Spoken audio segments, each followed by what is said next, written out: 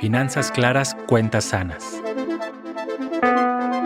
Conocimiento para crecer por HSBC. Cada vez que escuchas sobre finanzas sanas, ¿piensas algo así como «yo no nací para eso»? A veces creemos que eso de la estabilidad financiera es para las personas que tienen mucho dinero. ¿Pero qué crees? Todas las personas tenemos una relación con el dinero y llevarnos bien con él es algo que se puede aprender y desarrollar. Soy Claudia Castro y en este episodio te contaré dónde poner atención si lo que quieres es tener finanzas sanas. Bienvenido.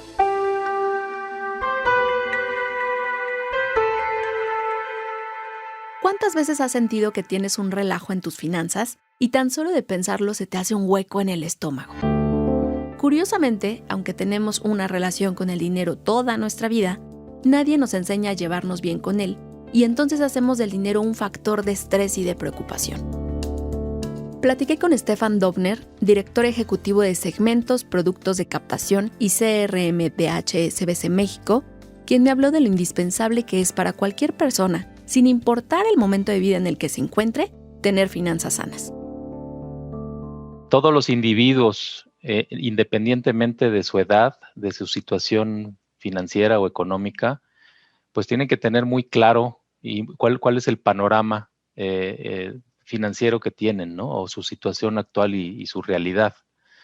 Me parece que independientemente de la edad en que se tenga, ya cuando eres una persona de edad adulta, no importa si eres un muchacho que está entrando a la universidad o está con su primer empleo o quizá en la etapa de vida en donde pues estás ya con tu pareja, con algunos planes de crear alguna familia, o ya te encuentras en una etapa de tu vida productiva en donde ya tus hijos ya son mayores y ya van a la universidad. En fin, diferentes ciclos en la vida de las personas. Importantísimo que en cada uno de estos ciclos, en cada una de estas etapas, pues la gente tenga muy consciente su realidad económica y los planes y las posibilidades que tiene de forma individual para administrar mejor sus recursos.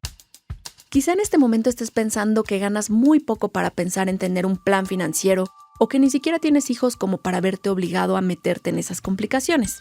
Lo único que te diría respondiendo a eso es, este es uno de los hábitos que si logras incluir en tu vida, te permitirá disfrutar más de lo que te gusta. Eso sí, entre más joven lo hagas, mejor. El objetivo es lograr metas financieras más allá de llegar con dinero a tu próxima quincena. Stefan me contó sobre cómo un plan financiero puede representar un cambio en la manera de incorporar el dinero en tu vida y verlo como un aliado para alcanzar tus objetivos. Cualquier persona tiene que tener muy claro lo que acabas de mencionar.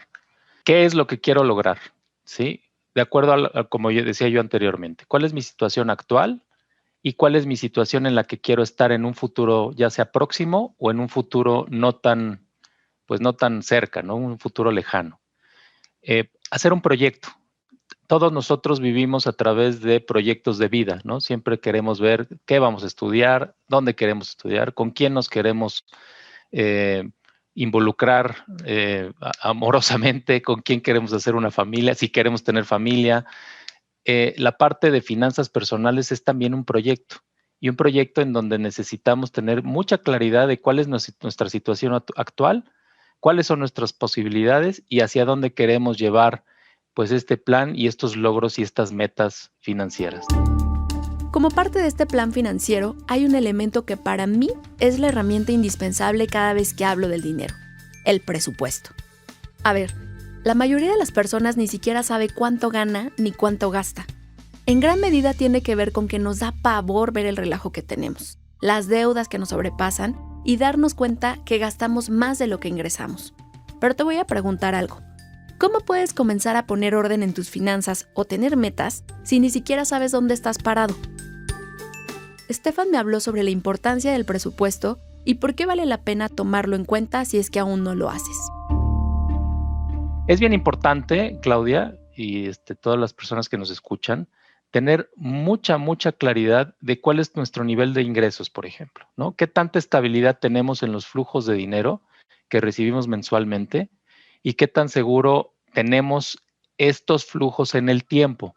No es lo mismo, por ejemplo, que yo sé que quincenalmente o semanalmente estoy percibiendo de manera estable pues un ingreso por mi trabajo, por mis actividades que tengo laborales, etcétera, sino tener muy claro si esto es estable en el tiempo o no y qué tan probable es que pues estos flujos de dinero los pueda yo tener en los próximos 6 meses, en los próximos 2 años, etcétera. Entonces, con base en eso y mis planes a futuro y mis metas a lograr, pues tengo que establecer una estrategia pues bastante bien pensada. Poca gente realmente en nuestro país tiene claridad de lo que gasta y muy poca gente también en nuestro país tiene una capacidad para ahorrar o un deseo formal y consciente del ahorro, ¿sí? ¿Por qué? Porque rara vez tenemos mucha claridad de en lo que estamos gastando, no nos ponemos y nos sentamos un rato de nuestra semana a decir, a ver, ¿cuáles fueron los gastos que realicé esta semana? ¿Cuáles son los gastos que verdaderamente valieron la pena hacer? ¿Cuáles son aquellos gastos que son fijos, que no puedo yo reconsiderar porque son para pagar la renta, para pagar la luz, la electricidad, algunas otras deudas que tengo? ¿Cuáles son otros gastos que son para diversión, ¿no? O para el ocio, lo que le llamamos? ¿Cuánto me gasté en la semana o en el mes en tomar un café, en ir al cine, en ir a comer con algunas amistades, etcétera, etcétera, ¿no? ¿Y cuáles son aquellos recursos que destino hoy día para un guardadito, para un fondo de ahorro, para ponerlo abajo del colchón o para meterlo al banco en alguna cuenta de ahorro o en alguna cuenta de inversión? Teniendo bien claro esto, entonces sí podemos entonces establecer pues nuestra situación actual, cuál es mi punto de partida y cuál es, de acuerdo a las metas que quiero lograr, la composición que tendría yo que tener de estos gastos, dado el ingreso que tengo yo de manera recurrente. Si después de esto quieres hacer tu presupuesto, solo anímate. Puedes tomar papel y lápiz, utilizar una hoja de Excel o incluso hacerlo mediante alguna aplicación en tu celular. Stefan me explicó que existen diferentes metodologías que puedes aplicar de acuerdo a tu perfil y momento de vida. Por ejemplo, el presupuesto 70-20-10. ¿Y qué es esto? El 70% de tus ingresos los vas a destinar a gastos fijos como casa, alimentación y transporte. Es decir, todos aquellos que tienes que cubrir de manera obligatoria, y gastos variables como luz, teléfono, hacer el súper, actividades recreativas, algún regalo. 20% para invertir y por último el 10% para imprevistos o fondo de emergencia. Cuando haces un presupuesto, es muy probable que el resultado no te guste. Como te decía, te das cuenta que gastas más de lo que ingresas o que tus deudas están comiendo lo que ganas. Le ponemos a las deudas una connotación negativa que nos genera este agobio y estrés del que te hablaba al principio. Pero el crédito en sí mismo no es malo. En donde nos perdemos quizá es en cómo lo usamos y nos sobreendeudamos. Stefan me habló sobre las cosas que debemos de tomar en cuenta sobre el crédito para poder usarlo a nuestro favor. El uso responsable es importantísimo de estos créditos. No se trata de obtener dinero gratis, al contrario. No es dinero gratis y todo el mundo, o la mayoría de nosotros lo sabemos, ¿no? Es un préstamo que hace una institución, normalmente una institución financiera, a cierto plazo y con la promesa de que paguemos parte de ese crédito en intereses. O sea, una parte del monto que se nos está prestando para cubrir estas necesidades, pues generan ciertos intereses. Entonces, tenemos que tener mucho cuidado qué tipo de crédito escogemos o solicitamos, para qué tipo de fin y para qué duración. Yo te diría que el crédito es un producto financiero que te acompaña en el cumplimiento de tus metas y por lo tanto hay que saber utilizarlo. Para ello, nuevamente déjame insistir sobre el presupuesto. Cuando tú tienes claro cuánto ganas y en qué lo estás usando, podrás darte cuenta si tienes espacio para pedir un crédito. Si la respuesta es sí, adelante, ni lo dudes. Pero si hacerlo pone en tensión tus finanzas, empieza a hacer algunos ajustes antes de echarte encima un compromiso de este tipo. Sin embargo, aquí voy a hablarte de un tipo de financiamiento que puede servirte como medio de pago y además para construir tu historial crediticio, la tarjeta de crédito. Stefan Dovner me habló sobre cómo utilizar este producto a tu favor. Si nosotros somos conscientes de cuánto vamos o estamos dispuestos a pagar al mes en una deuda de tarjeta de crédito y lo podemos programar de una manera adecuada, se convierte en un instrumento extraordinario de pago, un medio muy bueno de pago. De hecho, es el medio de pago por excelencia más utilizado en el mundo, ¿sí?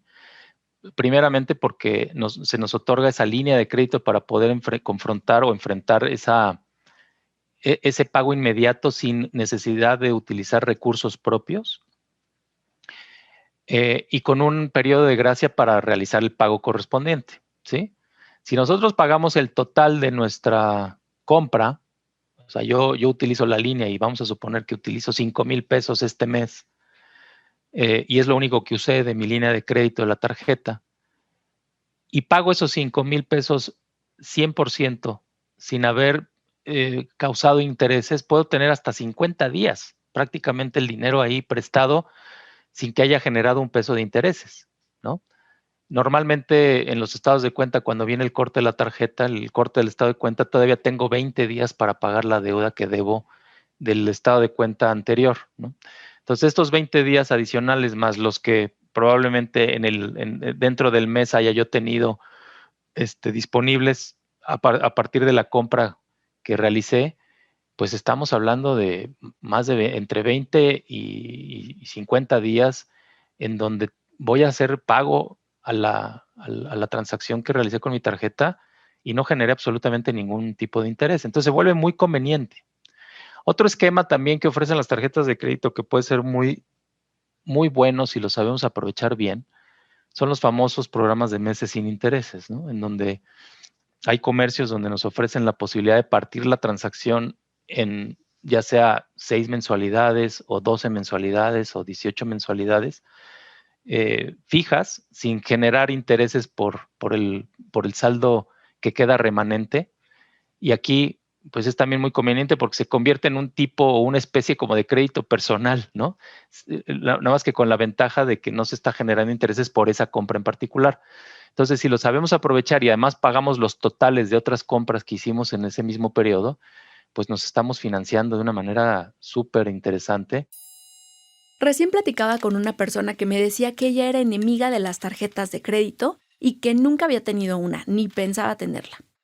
Pero cuando le empecé a hablar sobre cómo una tarjeta le puede ayudar a empezar a tener un historial crediticio, se me quedó viendo y me dijo, a ver, cuéntame más. Y lo que pasa es que si no tienes un historial, será muy difícil que el banco te pueda prestar para comprar un auto, remodelar tu departamento e incluso comprar un inmueble. Por eso mi amiga me decía, uy, no, eso es imposible para mí. Imagínate, de aquí a que ahorre para algo así, es posible que ahora no lo tenga en mente, pero más adelante comprar un inmueble sí podría estar dentro de sus planes. Estefan me explicó cómo es que el historial se vuelve indispensable. El hecho de que dejemos de pagar un crédito en el mes que nos corresponde nos va penalizando, nos va poniendo taches, ¿no? Ahora sí que como la maestra en la primaria que nos pone un tache porque hicimos mal la tarea o no contestamos bien la pregunta en el examen, y esos taches nos van dando una calificación. Entonces, la calificación que obtenemos de acuerdo a los pagos puntuales que vamos haciendo, pues nos van dando pues estrellitas, ¿no? Estrellitas a favor o estrellitas en contra. Entonces, entre más estrellitas tengamos porque nos comportamos bien con este uso de nuestros créditos, los bancos van a estar más dispuestos a podernos prestar. Los bancos normalmente cuando llega algún cliente, algún usuario y solicita el préstamo, ya sea para una hipoteca, para un automóvil, para la tarjeta o un crédito personal que estábamos comentando, pues van y se voltean a ver nuestro historial crediticio antes de ofrecernos el crédito, antes de autorizarnos el crédito. Y si ven que nuestra calificación es buena, las probabilidades de que nos hagan el préstamo son muy altas. Claro que influyen otras cosas, ¿no? Nuestra edad, nuestra capacidad de pago, etcétera. Pero si tenemos puntos a favor y tenemos una buena calificación porque hemos demostrado ser responsables, pues es muy probable que el banco nos pueda volver a prestar, ¿sí? ¿Por qué es importante? Porque nunca sabemos cuándo vamos a necesitar este instrumento para financiar cualquier cosa. Y por cierto, si quieres saber más del buró de crédito y cómo hacerlo tu amigo, te cuento que tenemos un episodio de este podcast solo dedicado a eso. Escúchalo y aprende mucho más sobre tu historial crediticio. Como lo hemos platicado a lo largo de este episodio, hay varios elementos de tu planeación financiera que pueden ayudarte a que tu relación con el dinero mejore. Ahora, la realidad es que ninguna intención por mejorar tus finanzas puede excluir al ahorro, y yo te diría incluso a la inversión. Pero a ver, vamos por partes. El ahorro no solo es un deseo que toda persona debe considerar, tampoco es, pues ahorro lo que me sobra. El ahorro es un hábito a considerar desde el primer momento, y Estefan me compartió cómo lograrlo. Es como cuando quieres empezar a hacer ejercicio, ¿no? Dices, es que tengo que hacer ejercicio, es que tengo que hacer ejercicio, es que me tengo que poner a dieta, y todo el mundo hablamos de eso cuando llega la noche, cuando acaba el año y nuestros propósitos del próximo año, etcétera, pero difícilmente los empezamos a elaborar. Yo creo que es aquí sentarse y decir, a ver, ¿realmente quiero ahorrar? ¿Realmente estoy dispuesto a hacerlo? Y a empezarlo a hacer, punto. Y se puede hacer de una forma bien sencilla. El ahorrar no significa pensar que me sobra dinero. Mucha gente pensamos que no nos sobra el dinero. Y eso probablemente es un error que estamos cometiendo normalmente. ¿Por qué? Porque siempre nos sobra algo. Siempre estamos gastando en algo que probablemente ni siquiera necesitábamos. ¿Cuántos de nosotros volteamos a ver a nuestro guardarropa o la despensa de la cocina o el refrigerador y decimos, oye, ¿realmente esto lo debí de haber comprado? Ya se me echó a perder tal cosa. O estas camisas ni siquiera las he usado más en años. Ni siquiera ni para qué me las compré. Hoy me tomé gasto para 2 cafés al día y no sé ni cuánto se me está yendo ahí. Entonces, ¿por qué no sentarnos, como decía yo al principio, hacer una lista de todo lo que estamos gastando al día? Tengamos el hábito, empecemos por el hábito de apuntar en qué gastamos. Hagámoslo una semana, no más que eso. Por supuesto, ir más allá del ahorro te permitirá entrar a las ligas mayores de conocer lo que es poner tu dinero a trabajar. Actualmente existen muchos instrumentos en donde puedes comenzar a hacerlo sin necesidad de ser un experto. Y es más, ver a las hipotecas como una manera de invertir. Esto fue lo que me dijo el directivo de HSBC al respecto. Invertir no necesariamente requiere a través de un instrumento financiero, un banco. Puede ser invertir pues en un bien raíz, en una casita, en un departamento, y a través de un crédito hipotecario, que normalmente es lo que pues nos gusta tener o poder acceder a este tipo de instrumentos, porque no tenemos que realizar el pago de una sola exhibición y resulta incluso un tema muy conveniente de inversión. Todo el mundo dirá, oye, pues estás loco, ¿cómo que estoy invirtiendo si me estoy endeudando con un crédito hipotecario? Bueno, me estoy endeudando con un crédito hipotecario para poder tener un bien, una casa, un departamento, pero se resulta una inversión al mismo tiempo, porque esta propiedad pues va a generar más valor en el tiempo. Normalmente las casas, los departamentos, los terrenos, pues le vamos ganando, no le perdemos valor en el tiempo, va recuperando valor en el tiempo, entonces eso se vuelve como un instrumento de inversión importante. Si bien nadie nos enseñó a tener una buena relación con el dinero, sí puedes plantearte cómo mejorarla. Hoy, de la mano de Stefan Dovner, director ejecutivo de segmentos, productos de captación y CRM de HSBC, hicimos este recuento sobre los aspectos clave que cualquier persona puede comenzar a incluir desde ahora. Pero lo más importante será que tomes acción y empieces a considerar que hay otras maneras de llevarte bien con tu dinero, no solo desde la preocupación o el estrés, como muy probablemente ha sido hasta ahora. Me da gusto que te hayas sumado a esta plática. Soy Claudia Castro y te invito a suscribirte a este podcast y a dejarnos tus comentarios en tu plataforma favorita. Nos escuchamos la próxima semana.